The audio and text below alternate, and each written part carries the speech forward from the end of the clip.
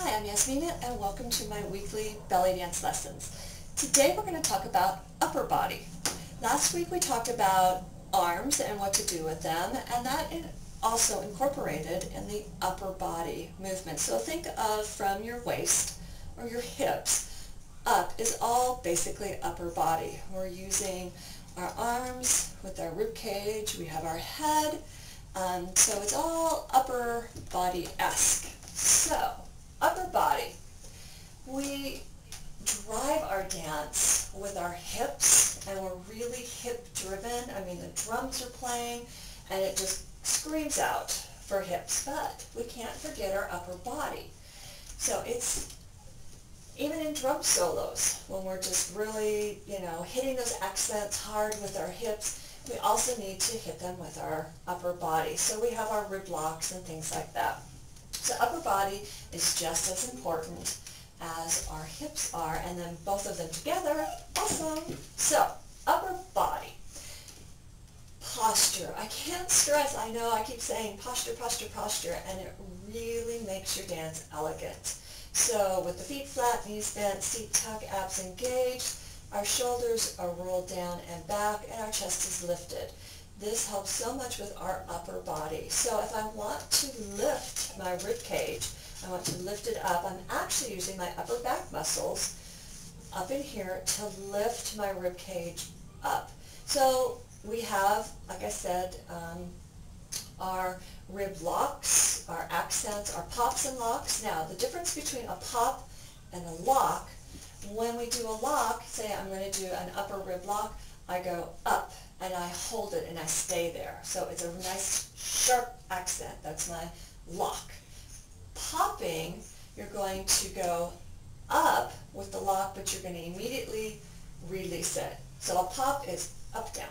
So that's a pop. So a lock, we lock it in place. A pop, we go up and then release it and it vibrates down. So if I'm going to pop it, I'm just going to go up and release it. Locking, we go up and we hold it.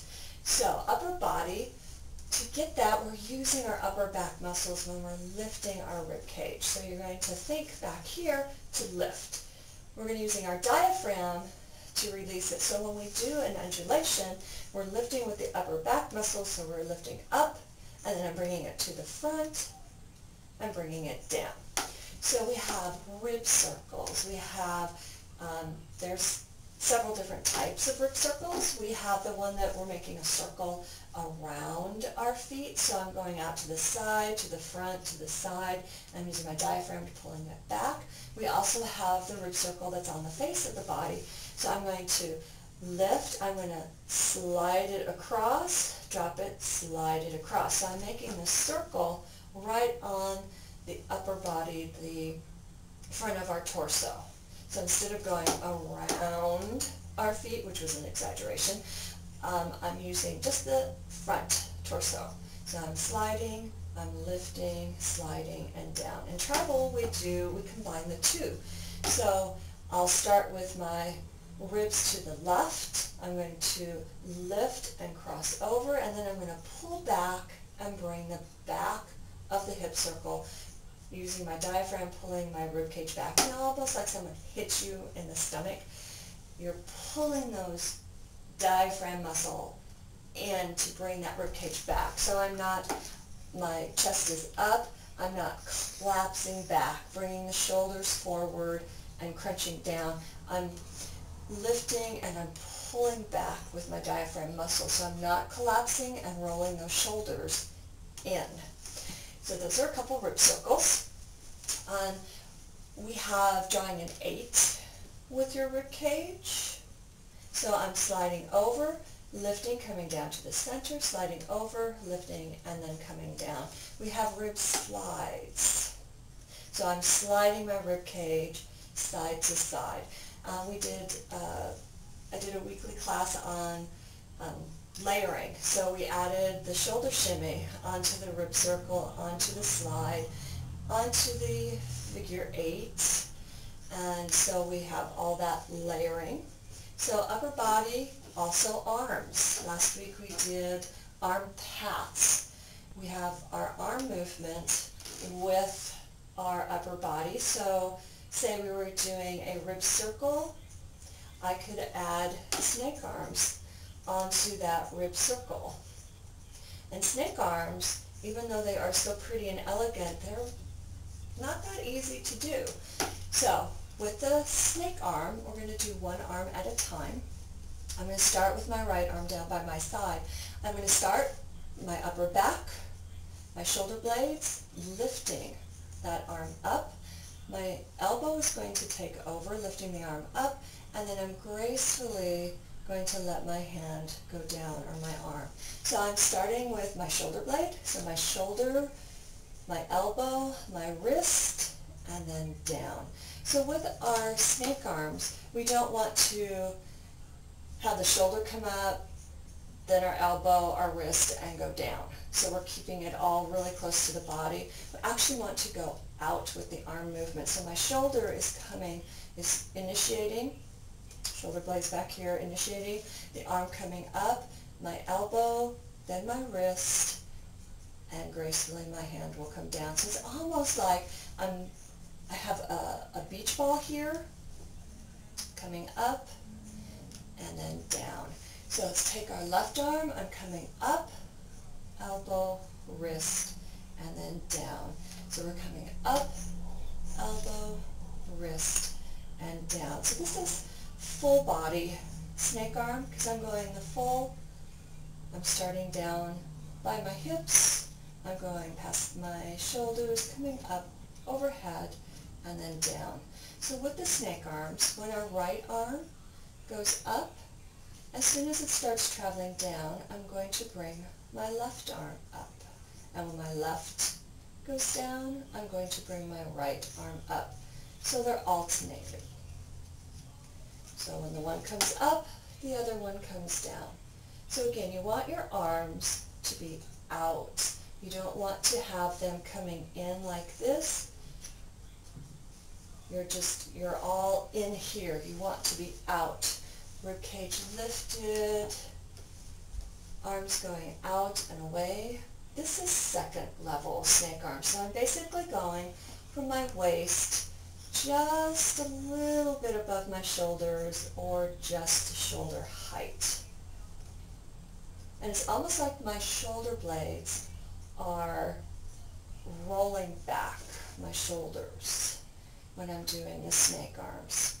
And then we have third level, which is just at shoulder height. So here my shoulders are rolling back. My arms are staying at shoulder height, and you will feel the burn if you do these for a long period of time. But you want to keep your shoulders relaxed, your neck relaxed. It's all starting in the upper back, your shoulder blades, working those arms to create these beautiful snake arms. Great. So we have for upper body, we have rib circles, we have our arms, we can add shoulder shimmies on top, layering on the upper body, and we also have our head. Don't forget the head. We can accent parts of music with head drops and just our little head slide when we're doing, Indian-esque music. The head, very important. So to do head slides, you can make goalpost. You can bring it up here and think about trying to get the cheek over to your finger. So I'm not sliding my hands, I'm actually sliding my head. And it really helps if you have, say, your arms up above. So now you're thinking, okay, I can go to arm to arm. I'm going to slide my head side to side. For some people, this is very difficult. So if you can't slide your head side to side, you can make, say, a U-shaped or a smile. So I'm going to take my neck and I'm going to go over to my left, bringing it back and go over to the right. Again, you can put your goalpost, so you go finger over to finger, making this kind of a U-shaped. Because some people have a difficult time sliding side to side. But if you have something to think about, so I want to go hand to hand, I am giving myself something to visually think of. Okay, I'm going to take my cheek and I'm going to go over to the right. And I'm going to slide it over to the left. And the same with the U. You can go hand to hand if you're finding side to side. So our arms up, our hands crossed in front. It helps. If your arms are down and you're doing a head slide, you have nothing to judge where your head is going to go. So when you're first starting out, put the hands up and do your head slide. You can also do circles. So I'm drawing a circle with my head. So I'm going out and coming back in, and out and coming back in. So when you're doing moves with your arms above, you want to make sure that your arms are back far enough that you can see the face. You don't want them so far forward that you're blocking. Someone sitting over there wouldn't be able to see the head circles that I was doing if my arms were too far forward, and you feel a shadow on your face. So upper body, very important. Try to incorporate it in your dance. We're so used to doing our hips and dancing and our hips driving our dance that it's nice to add the upper body and all kinds of movement. Don't forget the head. So, see you next week.